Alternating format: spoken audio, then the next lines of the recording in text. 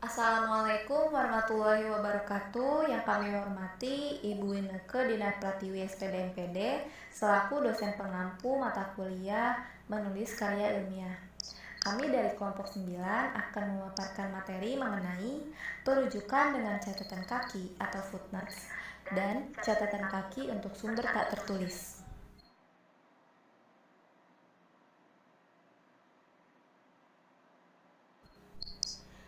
Kami akan memperkenalkan anggota dari kelompok 9. Maura Felicia Van Yusap sebagai pemateri kedua, Aulia Rizky Tiswardini sebagai pemateri ketiga, dan Milanovianti sebagai pemateri pertama.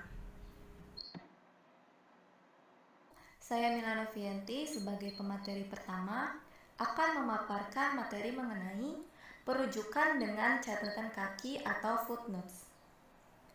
Catatan kaki atau footnotes adalah keterangan tambahan dari suatu teks bacaan yang diletakkan di margin bawah. Jika penulis menggunakan catatan kaki atau footnotes sebagai catatan dalam sistem perujukan untuk kerangka teori, ada dua cara penulisan penempatan catatan untuk kerangka teori. Yang pertama, catatan dapat ditempatkan di bawah halaman yang sama dengan nomor pemarkah dan disebut catatan kaki atau footnotes. Yang kedua, catatan dapat pula ditempatkan pada akhir setiap bab yang disebut catatan belakang atau endnotes. Biasanya penomoran catatan dilakukan secara berurutan dalam satu bab dan dimulai lagi dengan angka 1 pada bab berikutnya. Ada beberapa istilah yang digunakan sebagai perujukan untuk kerangka teori suatu karya tulis ilmiah sebagai berikut. Ada ibidem yang berarti kutipan diambil dari sumber yang sama tanpa disela oleh sumber lain.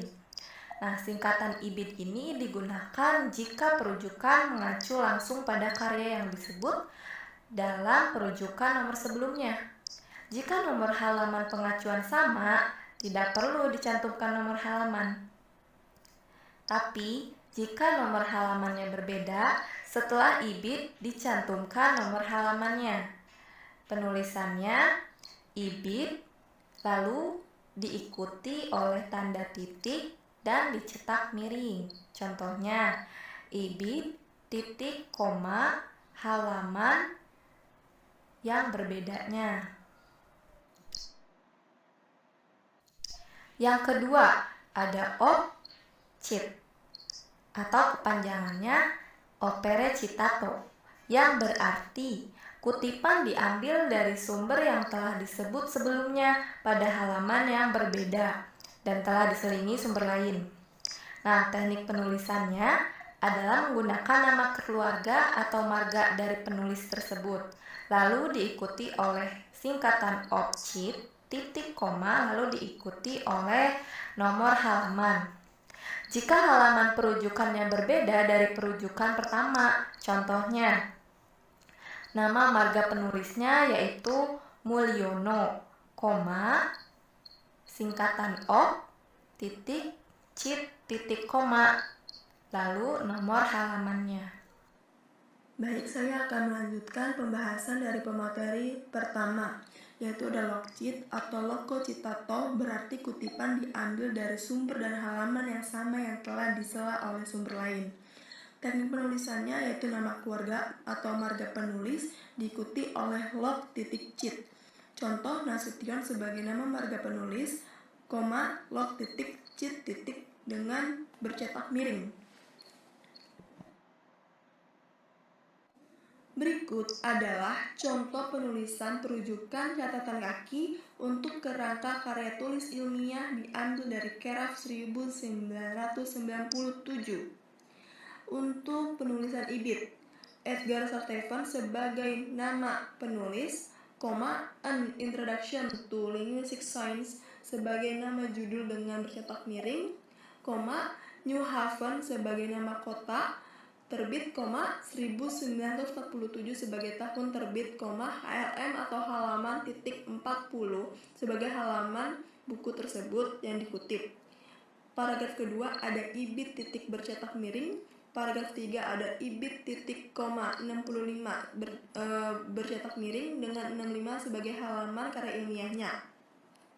Contoh kedua yaitu untuk Opcit sebagai Stephen sebagai marga penulis, Optitik titik bercetak miring 60 titik itu sebagai halaman yang dikutip dari karya ilmiahnya, dari buku tersebut di karya ilmiah. Nah, untuk terakhir yaitu untuk contoh Lockchit.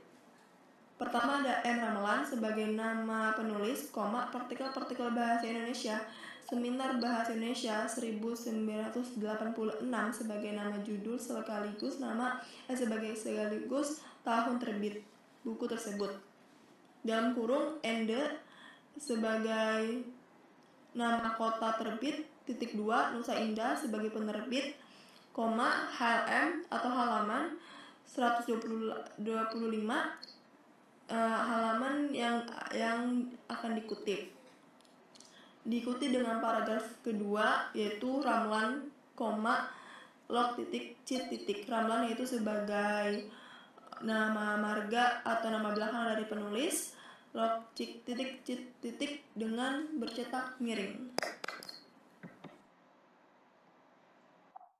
Baik, di sini saya akan melanjutkan pembahasan dari pemateri kedua. Materi selanjutnya yaitu mengenai catatan kaki untuk sumber tak tertulis. Tata cara penulisan catatan kaki untuk sumber tidak tertulis sama dengan tata cara penulisan catatan kaki sistem perujukan.